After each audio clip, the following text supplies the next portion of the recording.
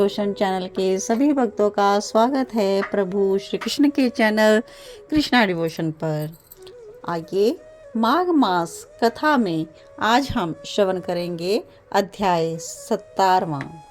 कल के अध्याय में हमने कांचन मालिनी की कथा लिसन करी और इंद्र की कथा भी हमने लिसन करी कि किस प्रकार से उसको 1000 नेत्र प्राप्त हुए थे और किस प्रकार वह शाप से मुक्त हुआ था। तो आज की कथा में जानते हैं क्या जानकारी दी जा रही है। व्यास जी कहते हैं कि सब कथा कहकर देवताओं और ऋषियों से पूजित होने के पश्चात इंद्र गंधर्वों से स्तुति पाकर अपनी नगरी अमरावती को गया। तो कल हमने लिसन की थी प्रयागराज की महिमा। प्रयाग में स्नान करने से इंद्र निष्पाप हो गया था और तुम भी हे कल्याणी देवताओं से सेवा किए जाने वाले प्रयाग का प्रयोग करो और उसमें स्नान करो। यह कांचन मालिनी से कहा गया था। वहां पर जाने से पाप नष्ट हो जाएंगे और स्वर्ग की प्राप्ति अवश्य होगी। तो अप्सरा ने कहा। इस प्रकार प्रमाण सहित उनके सुमंगल वचन को सुनकर संभ्रम में पड़ी हुई मैं यानी कि कांचन मालिनी अपनी कथा सुना रही है कि ब्राह्मण के चरणों में प्रणाम करके और संपूर्ण बंधुजन दास दासी धन घर सब विषयों को छोड़कर तथा शरीर को क्षण भर में नष्ट होने वाला जानकर घर से निकल गई थी। और मैंने माघ के महीने में गंगा यमुना के संगम में जाकर स्नान किया। हे वृद्ध निशाचर, उस स्नान के महात्म्य से 3 दिन के स्नान से मेरे पाप नष्ट हो गए और शेष 27 दिन के स्नान के पुण्य से मैं देवता हुई और गिरजा की प्रिय सखी होकर अपनी जाति की याद रखते हुए कैलाश में रमन करती हूँ। हे क्रूर हृदय वाले राक्षस, प्रयागराज के लिए मैं सब देवताओं के साथ माघ महीने में वहां पर स्नान करने जाती हूँ।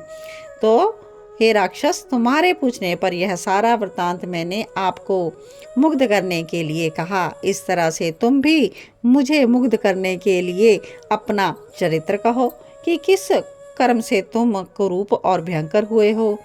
दाढ़ी मूछ और बड़े दांत वाले तुम पर्वत की गुफा में निवास करते हो। तो राक्षस जो था अपनी कथा व्यक्त करता है कि इच्छा की पूर्ति करने वाली छिपी हुई बात को कहने वाली हे वामलोचने, मैं निस्संदेह कहता हूँ कि मुझ क्रूर जन्मा के भविष्य का उद्धार तुम्ही से शीघ्र होगा। इसलिए जो पाप मैंने स्वयं किया था वह तुमसे कहता हूँ। हे शिरोमणि, काशी में मैं वेदों की अनेक ऋचाओं का ज्ञाता था। पुराने समय में बड़े स्वच्छ उत्तम विपर के कुल में भी पैदा हुआ था और राजा पापी शूद्र तथा वेश्याओं से मैंने काशी में निंदित और निषिद्ध भयंकर बड़े बड़े प्रतिग्रह चंडालों से भी दान लिए हैं। मुझ मूढ़ बुद्धि से और भी बहुत से पाप हुए हैं। अविमुक्त क्षेत्र में अनुमात्र भी पाप करने से वह मेरु पर्वत के समान हो जाता है। तो उस जन्म में मैंने थोड़ा सा भी धर्म नहीं किया और बहुत दिनों के बाद वहीं पर मेरी मृत्यु हो गई। तीर्थ में मरने से मैं नरक में नहीं गया। इस वज्रलेप पाप से मैं अत्यंत क्रूर पापी राक्षस हिमालय के पर्वत पर जन्मा। इससे पहले 2 बार गिद्ध योनि में, 3 बार व्याघ्र, 2 बार सर्प, 1 बार उल्लू और इसके पश्चात गांव के सुअर की योनि में पैदा हो चुका हूँ। उस जन्म से यह राक्षस का 10वां जन्म है, जिससे 75,000 वर्ष व्यतीत हो चुके हैं। हे प्रिय, इस दुख से मेरा कल्याण नहीं हुआ।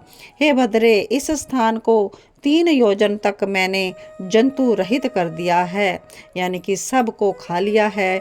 अपराध रहित बहुतेरे प्राणियों को मैंने नष्ट कर दिया है। इन्हीं कार्यों से मेरा चित्त बराबर दहकता है। तुम्हारे दर्शन पाकर मेरे चित्त में कुछ शांति आई है। अब मैंने अपने दुख के ये सब कारण तुमसे कहे। हे शुभ्रे, इस दुख रूपी समुद्र से मैं कैसे पार जाऊं? दत्तात्रेय जी राजा कार्तवीर्य को यह कथा कह रहे हैं कि ऐसा वचन सुना उसका राक्षस का, तो उस अप्सरा देवी ने चित्त में दया लाकर और धर्म कर्म में मन लगाकर कहा, हे राक्षस, मैंने दृढ़ प्रतिज्ञा कर ली है, अवश्य ही तुम्हारी मुक्ति के लिए मैं प्रयत्न करूंगी। मैंने बहुत माघ स्नान किए हैं। ब्रह्म क्षेत्र प्रयाग में श्रद्धा पूर्वक मैंने जितनी बार माघ स्नान किया है उस धर्म की संख्या है।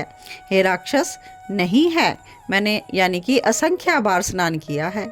मुनियों ने दीन और दुखी लोगों को ही दान देने की प्रशंसा की है, इसलिए माघ महीने में एक बार स्नान करने का दृढ़ संकल्प, हे मित्र, शीघ्र ही पापों को नष्ट करने वाला है। अतः उस पुण्य को मैं तुझे देती हूँ, उसके प्रभाव से तुझे अभी स्वर्ग की प्राप्ति होगी। तब वस्त्र को निचोड़कर उसके जल को अपने हाथ में लेकर उसने माघ स्नान से प्राप्त हुए पुण्य का फल उस राक्षस को दे दिया। तो दत्तात्रेय जी कह रहे हैं कि हे राजन, माघ में स्नान करने से विचित्र प्रभाव को सुनो। उसी क्षण जब पुण्य प्राप्त हो गया तो उस राक्षस ने अपना राक्षस वाला रूप छोड़ दिया और तेज में सूर्य के समान देवता रूप हो गया। आनंद से आंखों को फुलाकर देवताओं के विमान पर चढ़कर आकाश में अपनी कांति से दिशाओं को प्रकाशित करता हुआ वह दिव्य रूप लिए दूसरे सूर्य की भांति सुशोभित हुआ और कांचन मालिनी की प्रशंसा करने लगा। कहता है, हे भद्रे, ईश्वर जानता है कि तुम्हारे इस उपकार से मेरा उद्धार हुआ है। अब मेरे ऊपर दया करो।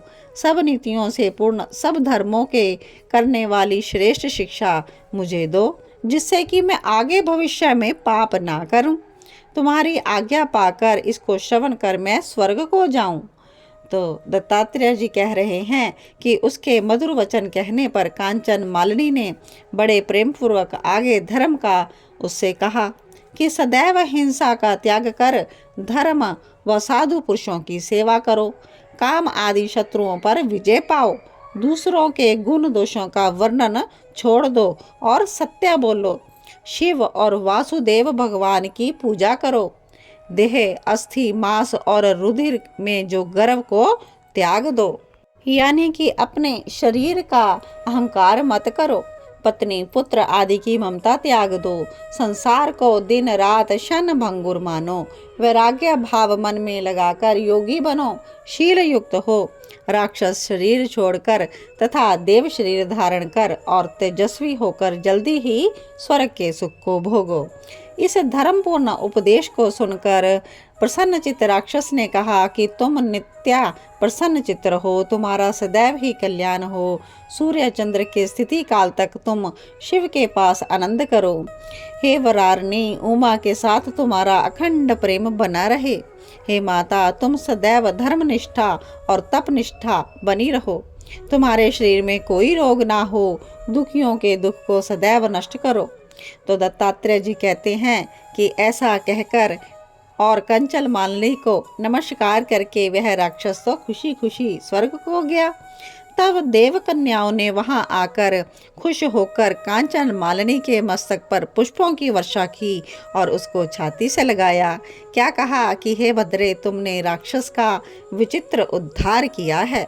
इस दुष्ट राक्षस के डर से यहाँ वन में कोई घुस नहीं सकता था। अब हम लोग निडर होकर यहाँ पर आनंद पूर्वक विचरेंगी। दत्तात्रेय जी कहते हैं राजा कार्तवीर्य से कि वह परोपकारनी गंधर्व कन्या कांचन मालिनी उनके वाक्य सुनकर प्रेम पूर्वक अब वहां पर उनके साथ क्रीड़ा करती हुई शिव के स्थान को गई। वर कन्याओं से कहे, इस संवाद को जो मनुष्य भक्ति पूर्वक सुनता है, कहता है, उसको राक्षसों का भय नहीं होता और उसकी बुद्धि धर्म में लग जाती है। बोलिए माघ मास महात्म्य की जय हो। तो आप सभी ने माघ मास महात्म्य अध्याय 17 की कथा श्रवण की और 16 की कथा में भी आपने लिसन किया कांचन मालिनी की कथा, और इसमें आपने लिसन किया कि किस प्रकार से उसने राक्षस का उद्धार कर दिया और उसको स्वर्ग पहुंचा दिया। तो प्रयागराज की बहुत ही महिमा बताई है और अच्छे कर्म करने का धर्म उपदेश दिया गया है। तो आप सभी भी इस धर्म उपदेश को अपने जीवन में धार कर पुण्य प्राप्त करें। तो आज की कथा यहीं पर विश्राम लेती है और लास्ट में यही कहना है कि इस धर्म और पुण्यमयी कथा को आगे भी वितरण करें। चैनल को ज़रूर सब्सक्राइब कर लें और कथा को ज़रूर शेयर कर दें। तो सभी को जय जय श्री राधे श्याम, सबको मिले वृंदावन धाम।